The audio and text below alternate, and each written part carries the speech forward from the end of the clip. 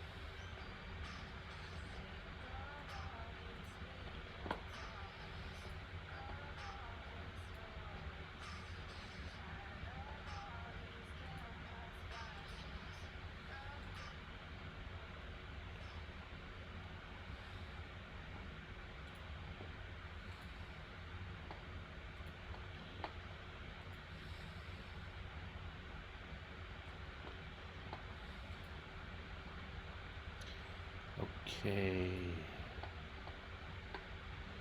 I want to review this game.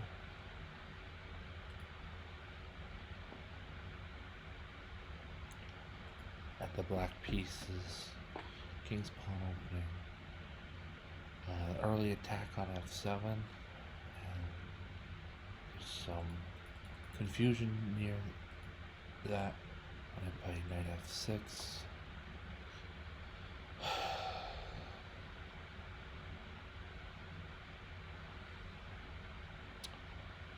The computer, or not the computer, my opponent played queen f5, which is actually is not a good move. We think best would probably, I think best is queen to h4.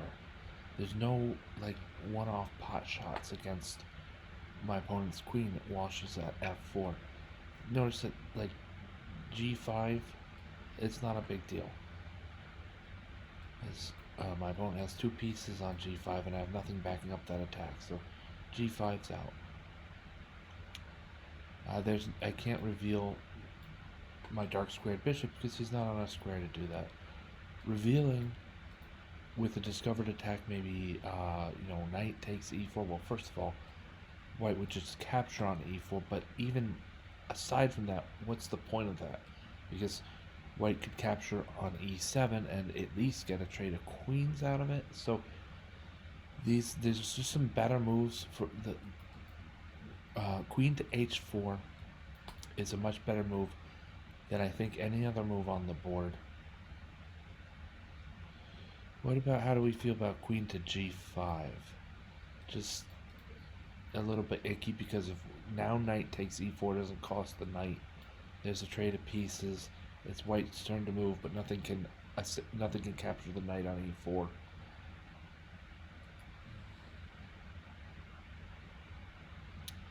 It's not all that bad, but so queen to g5 is playable.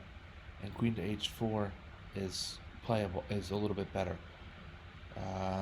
Of course, the queen cannot stay where she is because of because of the threat knight takes h5, and that has to be met. So g4, or rather g5 or h4, and she will be better placed. Actually, I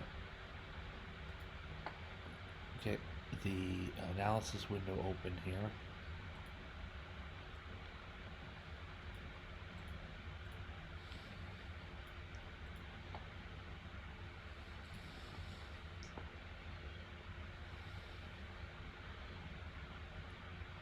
Queen takes e5. Right? This is better than all the others by kind of a small margin, or a slim margin. But queen takes e5 doesn't just win a pawn and an attack against f7. Yeah, no, it does.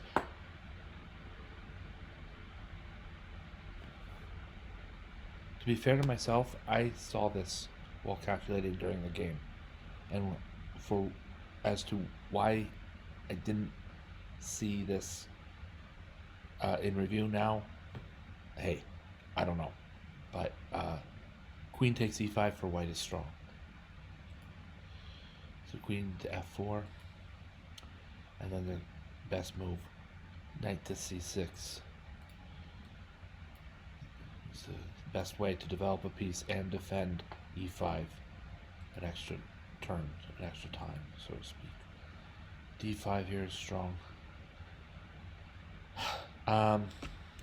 Yeah, this is a good type of opening tactic. This will occur. You will want to know this type of motif. I mean, we've just shown it to you, but after pawn to d5, the pawn's attacking the bishop, and unveiled is the discovered attack against white's queen. And part of the reasoning behind knight to c6, besides all this great protection on e5, is also to get the knight the heck out of the place, also get the knight the heck out of the back rank, so that the rook on a8 can protect the c8 bishop, and maybe we'll be able to play pawn to d5, just as in the game as truly did happen. With now the bishop protected, the shot against white's queen on f5 is a real deal Holyfield left hook here, but that's not what I meant to say. Look, this shot against the queen is strong with the b8 knight somewhere else, somewhere other than b8. This is a move that does many things. This is one of the things we look for. We talked about the principle of two weaknesses that in some ways is very similar to one move that does many things. It's a developing move, it's a protecting move, and it has tactical possibilities that require it. There are tactical possibilities that require it. So a knight to c3 just misses that idea. Play pawn to d5, and you have to be critical of this move. Anything short of that is disrespect. Look, e takes d5 is just horribly bad to let your queen hang there. I think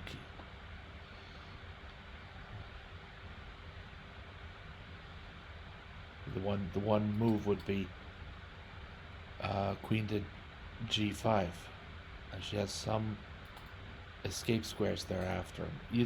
White still loses a bishop, so you can consider that one way or the other. But e takes d5, we all know this is leading to the loss of the queen, so no surprise there. And not too many moves thereafter, and black is able to reduce to the point where he has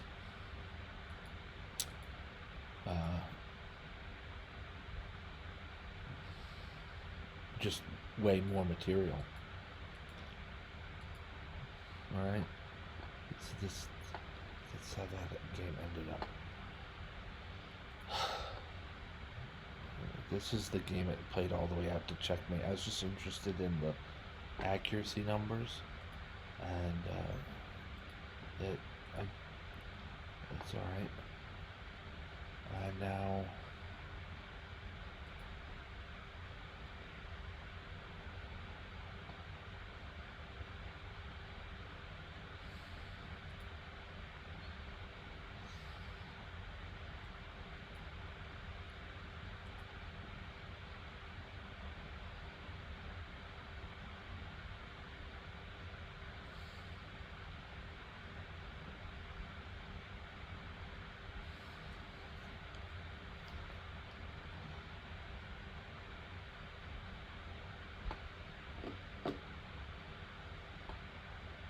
Alright, let's play another game.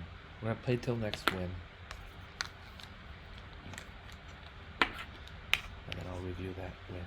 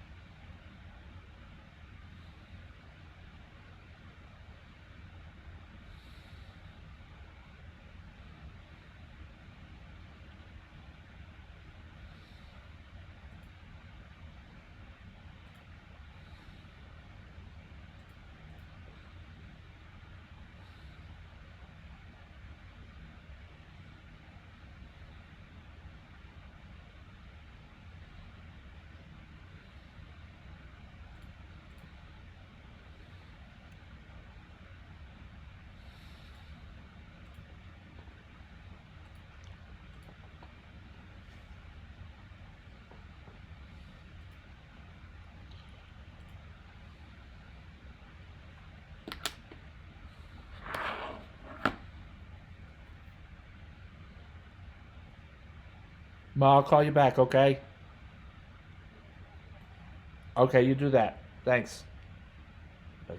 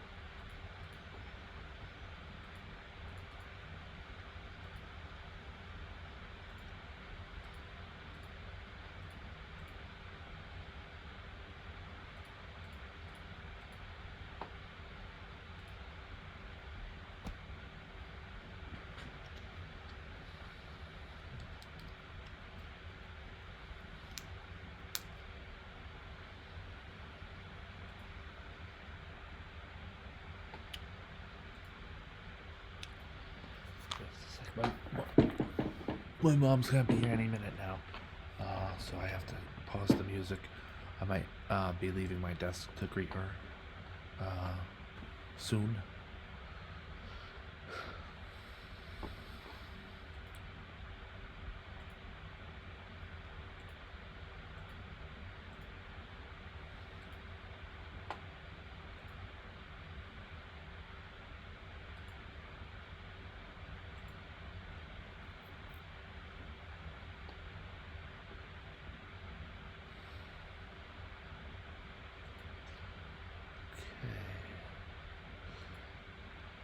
Some inaccuracies in that game.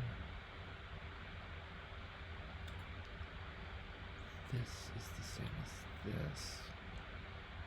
Right, so we can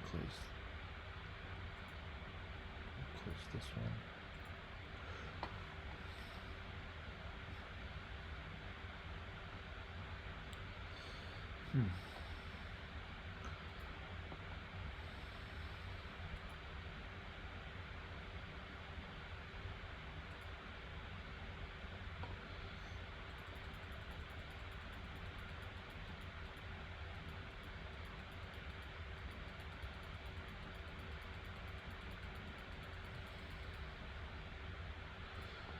Okay, we'll go over that last bit here.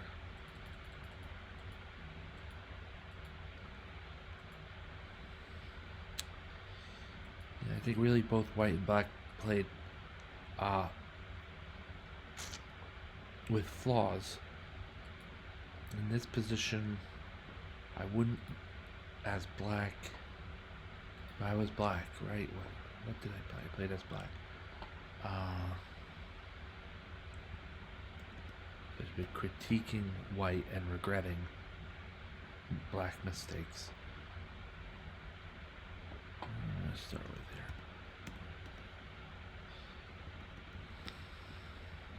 I decided here to mostly cover the two pawns. This is a good strategic decision. Smart, and it helped me win the game. I was going to, instead of having my rook, this long-range piece on a board that's going to become more and more and more open, instead of having my rook sitting here protect this a4 pawn just like without anything else, I said the king's not quite as powerful in the end game as a rook. So here's the king on b5, and he can protect a4, and he can protect c4, and he's not worried about checks because b3 is covered by two pawns, and it would take white 1-2 moves or 1-2 moves to check him otherwise. So this king is now way more valuable. I mean, he's always valuable infinitely, right? Because he's the king. That's the point of the game. Keep him safe and get the other king.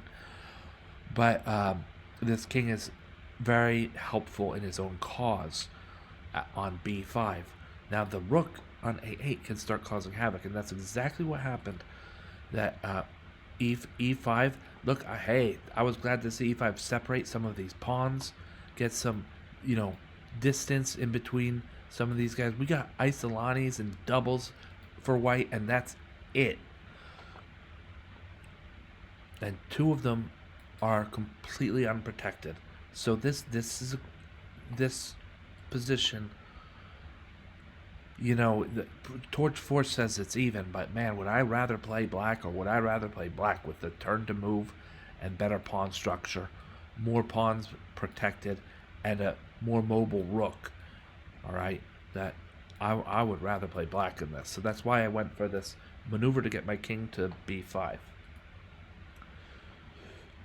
Rook f8 check.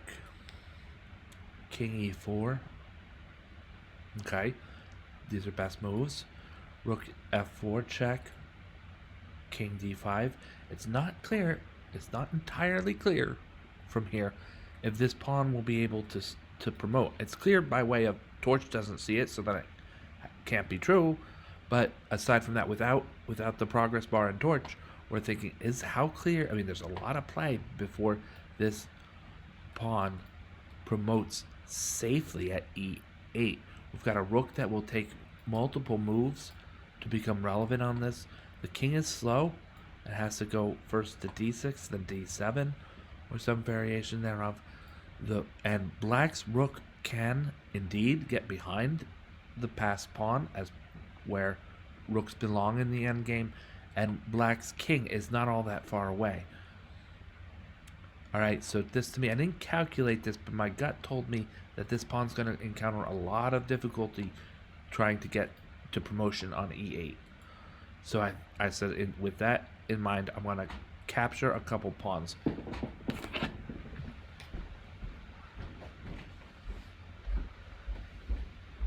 Hey, Ma.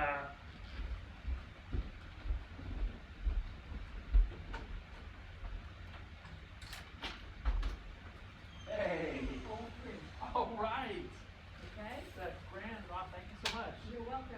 You want to come in for a bit? Oh, you know what? I'm actually going right now. And my car's Oh, you go do that. All right, I'll call you later. Yeah.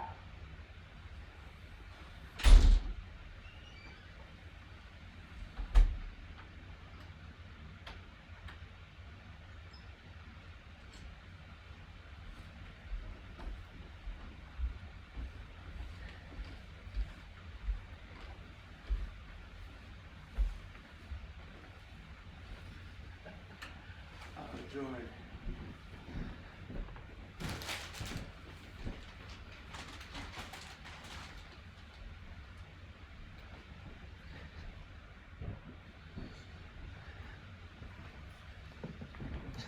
All right, my friends. That's my mom. I value her very highly. So where was I? I was playing black, and it's optimistic about black's chances gathering these two pawns, for a large part because of how difficult it's going to be for white to promote his e-pawn. And then lastly, like I said, the rook is sort of tied down and it take a bunch of moves before he's really all that relevant. And I can get to the e-file first, so that makes it even harder on white's rook. But also, when we take away these two doubled pawns on the g-file, and we move to go to the e-file, then these pawns are also a threat to white, which can cost time, distraction, full-on promotion, so that I have the material windfall of a queen on g1 or h1, or I guess technically also even f1. Yeah. So this was back when I decided to. The strategy came to me right around. I'd say probably right around, not quite yet, but here. I decided to devote my king to the queen's side, and that changed the complexion of the game. And if you're wondering, this type of move, like king d5 to c6 and then to b5, computers still struggle with this. It's a long-term strategic move that experienced players find based largely out of a hunch.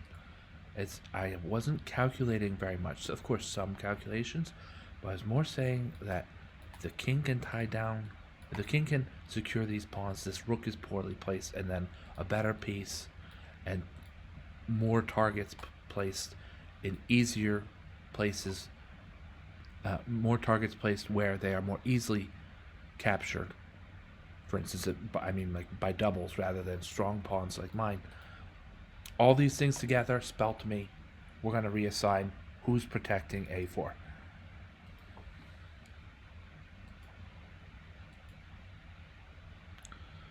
e5, pawn takes e5, pawn takes e5. So all this is still keeping with that strategy. We're going to pick up a pawn. We were actually already here, so I'm just getting us back to where we were right around here. And now pawn to e6 is the right push, according to Torch 4, and I agree. It's right. Now here's where sort of my strategy broke down. At some point, white's going to play king to e7. Just moving away, at least grabbing the, yeah, okay, that's, the king moves to e7 or c7, or e5 for that matter. And black can sue for peace by way of draw, by way of a threefold repetition, or some sort of repetition. I go back to focusing on the pawn at e4, and then the king must go to the d file to protect, or he'll lose this pawn. This pawn's way too valuable to be lost just out of thin air. Right? White's whole position depends on this pawn. So he go back to the d file, and if I check again, he's at the e file. But now, maybe king to c6 wasn't the best move.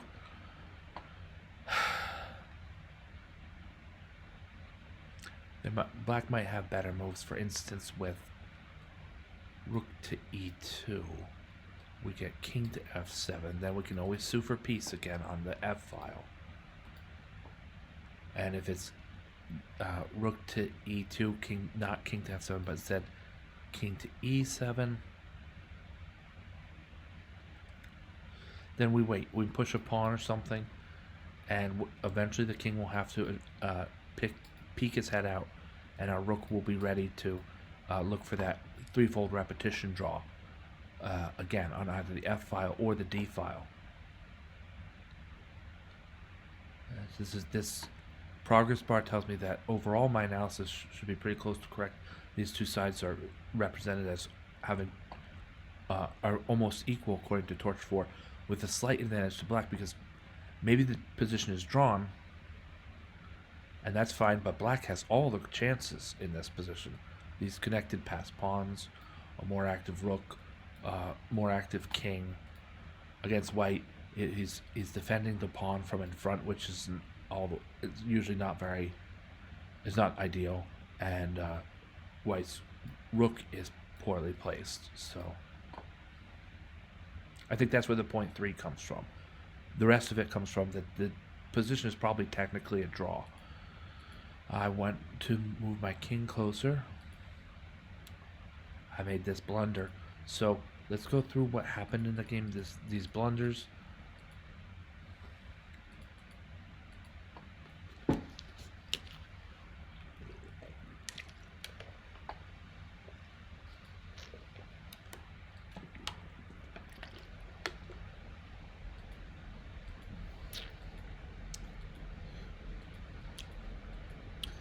Yeah, so these ended with just a really bad, heartbreaking blunder. My opponent would be defending the draw here. Not quite. Okay.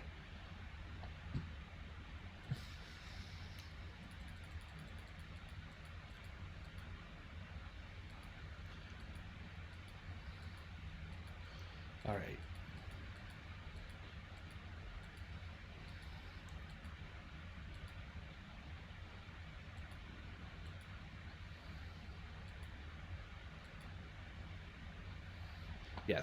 Yes, I'll finish with this. Rook takes e7. It was tempting, and black has the better position. And I played rook takes e7, and my opponent and I both missed. Rook to a7 check. And when I play king to d6, the rook on e7 is going to be captured by White's rook. And I think at that point, yeah, according to the progress bar, at that point, White will prevail. So from a competitor's and a player's standpoint, I was glad to see rook takes c4. From a teacher and a reviewer's standpoint, I would rather have done this the most accurate way. And so for that, I'm going to look to see what the computer thinks is the most accurate move. Just this one move for black that could possibly, the only move that wins. All the others lose. There's no draws involved, and it's only one. And I was to find rook to f2 check. Now on the lighter side, I could find that. Yeah, give it another roll, more time, or however. Rook to f2 check. This is not outside my calculating capabilities, but I could find that. So I feel a little bit better about that. All right. So then the end of this game, as it was, like I said, turned out to be kind of sloppy. And finished on a really bad blunder. So I'm not going to go over it all that well. It was a fun game to play, and I would say it was interesting and high enough accuracy until about move 44 or 43. Move 43. After that, you see, look, miss. What is this move called? Probably. Okay. So there's a miss, best move, mistake, blunder, miss, that kind of stuff.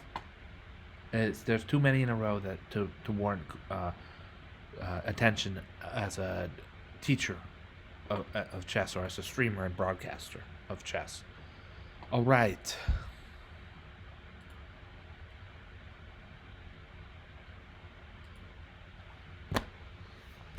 Thank you all for watching. Thank you, Gravitrons. I'm More Gravity. Have a great night.